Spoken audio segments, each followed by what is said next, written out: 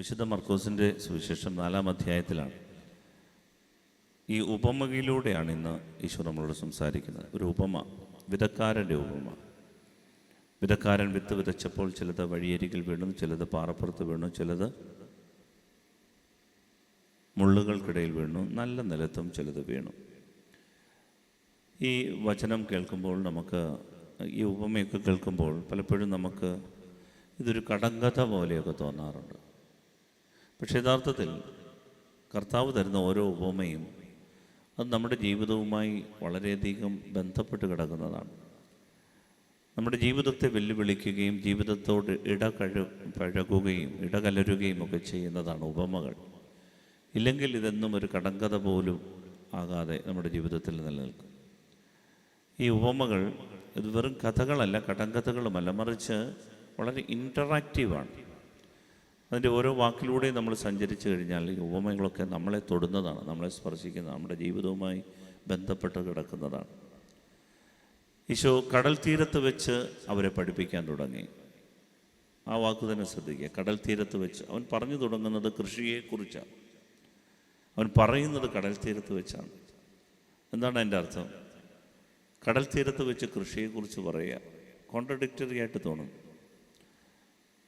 രണ്ടും തമ്മിൽ യാതൊരു ബന്ധമില്ലാത്തതായിട്ട് തോന്നും. പക്ഷേ അർത്ഥം ഇത്രയേ ഉള്ളൂ, അവൻ്റെ ഈ വാക്കുകൾ സ്ഥലകാല പരിമിതികൾക്ക് അതീതമാണ്. ജീവിത ചക്രവാളങ്ങളെ വിശാലമാക്കുന്ന വചനമാണിത്. അതിന് പ്രകൃതിയുടെ നിയമങ്ങൾക്ക്, പ്രകൃതിയുടെ നിയന്ത്രണങ്ങൾക്ക്, അതിരുകൾക്കൊക്കെ അപ്പുറത്തെയാണ്. ഇപ്പം കടൽ തീരത്ത് വെച്ച് കൃഷിയെക്കുറിച്ച് സംസാരിക്കുക വിരുദ്ധമാണെന്ന് തോന്നും, പക്ഷേ അത് ചരിത്രത്തെയും സമയത്തെയും ഒക്കെ കവച്ചു വെക്കുന്നതാണ് അവൻ്റെ വചനം. അതിന് മനുഷ്യൻ്റെ ചിന്തകൾക്കും മനുഷ്യൻ്റെ പരിമിതികൾക്കും ബുദ്ധികൾക്കും അതീതമാണ്. അവൻ പറഞ്ഞു തുടങ്ങുന്നത് ഇങ്ങനെയാണ്: ഒരു വിതക്കാരൻ വിതയ്ക്കാൻ പുറപ്പെട്ടു. കേൾക്കുമ്പോൾ തന്നെ കേട്ടിരിക്കുന്നവർ എഴുന്നേറ്റ് ചോദിച്ചിട്ടുണ്ടാകും, യേശുവേ, അങ്ങനെ ഒരാളുണ്ടോ? എന്ത് വിതക്കാരൻ? കൃഷിക്കാരൻ എന്ന് കേട്ടിട്ടുണ്ട്. കൃഷിയിൽ തന്നെ പല ഡിപ്പാർട്ട്മെൻറ്റുകളുണ്ട്: വിതയ്ക്കുക, കൊയ്യുക, ശേഖരിക്കുക. അങ്ങനെ ഓരോന്നിനെ ഓരോരുത്തർ പേരിട്ട് വിളിക്കാറുണ്ടോ നമ്മൾ? വിതക്കാരൻ, കൊയ്യക്കാരൻ, ശേഖരൻ അങ്ങനെ വിളിക്കാറില്ല. പക്ഷേ ഈശോ പറയാണ്, വിതക്കാരൻ വിതയ്ക്കാൻ പുറപ്പെട്ടു. അപ്പോൾ തന്നെ ആളുകൾ വിതക്കാരനോ ചോദിച്ചിട്ടുണ്ടാകും. എന്താ അർത്ഥം? നമ്മളെ ഓരോരുത്തരെയും ഞെട്ടിച്ചുകൊണ്ടാണ് ഓരോ ഉപമയും അവൻ അവതരിപ്പിക്കുക. നമ്മുടെ ശ്രദ്ധയെ ആകർഷിച്ചുകൊണ്ടാണ്. എന്നിട്ട് അവൻ പറയുകയാണ്, നമ്മളെ സ്വാഭാവികമായിട്ട് നമ്മുടെ മനസ്സിൻ്റെ ഒരു ആശങ്കയാണ് അവൻ പങ്കുവെക്കുന്നത്. കുറേ വിത്തുണ്ട്. വിത്ത് നമ്മളൊക്കെ സൂക്ഷിക്കുന്ന വിത്ത്, ജീവിതമാകുന്ന വിത്ത്, നന്മയാകുന്ന വിത്ത്, സ്നേഹമാകുന്ന വിത്ത്, കുഞ്ഞുങ്ങളാകുന്ന വിത്ത്, നമ്മുടെ പാരമ്പര്യമാകുന്ന വിത്ത്, നമ്മുടെ നല്ല ഗുണങ്ങളാകുന്ന വിത്ത്, പഠനമാകുന്ന വിത്ത്, എന്തിനേറെ നമ്മൾ ഓരോ ദിവസവും മനസ്സിലിട്ട് സൂക്ഷിക്കുന്ന നമ്മുടെ വിത്ത്, മുത്ത്. പക്ഷേ ഈ വിത്ത് ഞെട്ടിച്ചുകൊണ്ട് പറയുന്നത് ചിലതിനെ പാറപ്പുറത്ത് വീഴുവാൻ വിധിയായി. അതിനെ സൂര്യൻ കത്തിച്ച് കളഞ്ഞു. ബേൺഡ് ഔട്ട് എന്നാണ് എഴുതിയിരിക്കുന്നത് ഇംഗ്ലീഷ് പറഞ്ഞത്, ബേൺഡ് ഔട്ട്. ചിലത് വഴിയരികിൽ വീണു, പക്ഷികൾ വന്നതിനെ വിഴുങ്ങിക്കളഞ്ഞു എന്നാണ്, ഡിവോവേർഡ്, വിഴുങ്ങിക്കളഞ്ഞു. ചിലത് മുള്ളിനിടയിൽ വീണു, അത് മുള്ളുകൾ ഞെരിച്ച് കളഞ്ഞതാണ്, ചോക്ക്ഡ് ഔട്ട് എന്നാണ് പറയാം. ഇത് കേൾക്കുമ്പോൾ നമുക്ക് എല്ലാ പ്രതീക്ഷകളും അസ്തമിച്ചു പോകും. ശരിയല്ലേ? നമ്മുടെ ജീവിതത്തിൽ ഇനി ഒരു പ്രതീക്ഷയില്ല, എല്ലാം തീർന്നു. പാറപ്പുറത്ത് വീണു, അത് കത്തിപ്പോയി. ഈ നന്മകൾ ചിലത് പാറപ്പുറത്ത് വരണ്ട് കിടക്കുകയാണ്.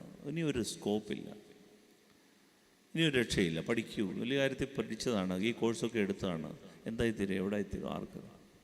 ചിലതിനെ പക്ഷികൾ വിഴുങ്ങിക്കളയുകയാണ്, ചിലതിനെ മുള്ളുകൾ ഞെരുക്കിക്കളയുകയാണ്. ക്രിസ്ത്യാനിറ്റി എടുത്ത് നോക്കിയേ, നമ്മളുടെ അവസ്ഥ. കേരളത്തിൽ ഇന്ന് ക്രിസ്ത്യാനിറ്റി ഒരു മൈക്രോ മൈനോറിറ്റി ആകുക, നമ്മളൊക്കെ പേടിച്ച് കഴിയാണ്. എന്തായിത്തീരും നമ്മുടെ അവസ്ഥ? കത്തിപ്പോകുന്ന, വിഴുങ്ങിക്കളയുന്ന, ഞെരുക്കിക്കളയുന്ന അവസ്ഥകളാണ്. നമ്മുടെ വീടെടുത്ത് നോക്കിയാൽ, നമ്മൾ 4 പിള്ളേരുണ്ടായിരുന്നു വീട്ടിൽ. 3 എണ്ണവും എൻജിനീയറും ഡോക്ടറും സയൻറ്റിസ്റ്റും ഒക്കെ വലിയ ആളുകളാവുന്ന കരുതിയേ. പക്ഷേ സ്വഭാവം കാണുമ്പോൾ മനസ്സിലാവുന്ന 3 പോക്കാം.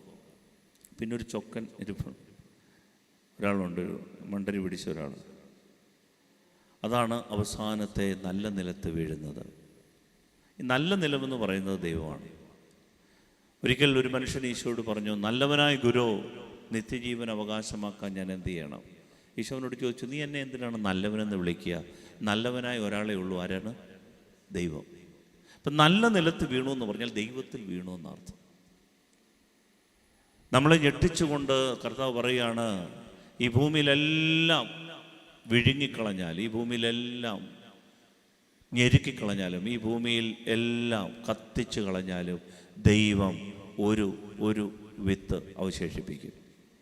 ആ വിത്ത് 30, 60, 100 മേനിയാകും. ഇതാണ് സുവിശേഷത്തിൻ്റെ പ്രസാദാത്മകത. ഇതാണ് ദൈവം നമുക്ക് തരുന്ന ദൂത്. നഷ്ടപ്പെട്ടു എന്ന് കരുതരുത്. ദൈവം ഒരു അല്പത്തെ അവശേഷിപ്പിക്കും.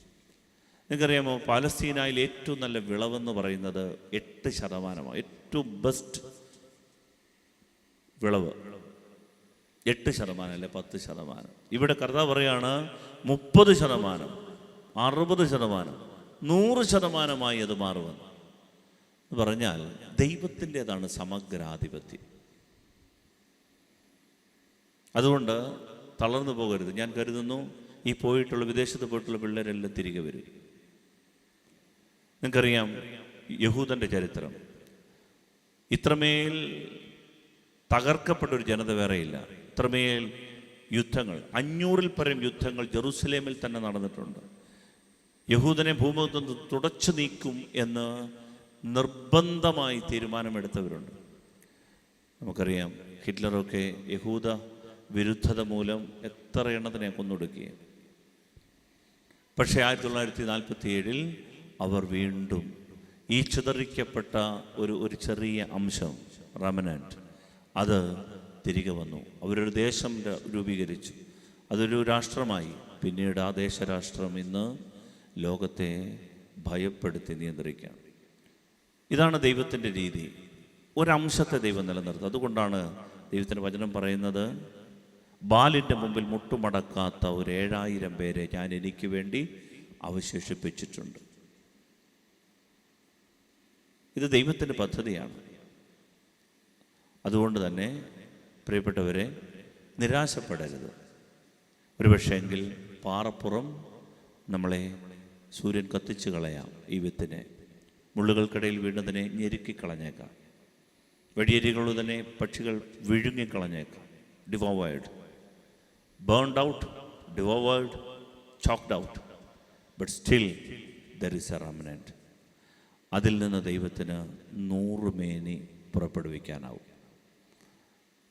ഇതിനാണ് ഈ കൊച്ചു സമൂഹത്തെ ദൈവം വിളിച്ചത്. അതുകൊണ്ടാണ് കർത്താവ് വലിയ പുരുഷാരത്തെ നോക്കിയിട്ട് അതിൻ്റെ ഇടയിൽ നിന്ന് ഒരു ചെറിയ സമൂഹത്തെ നോക്കി വിളിക്കും, എൻ്റെ ചെറിയ അജഗണമേ, നിങ്ങൾക്ക് രാജ്യം കൽപ്പിച്ചു തരാൻ എൻ്റെ പിതാവ് മനസ്സായി.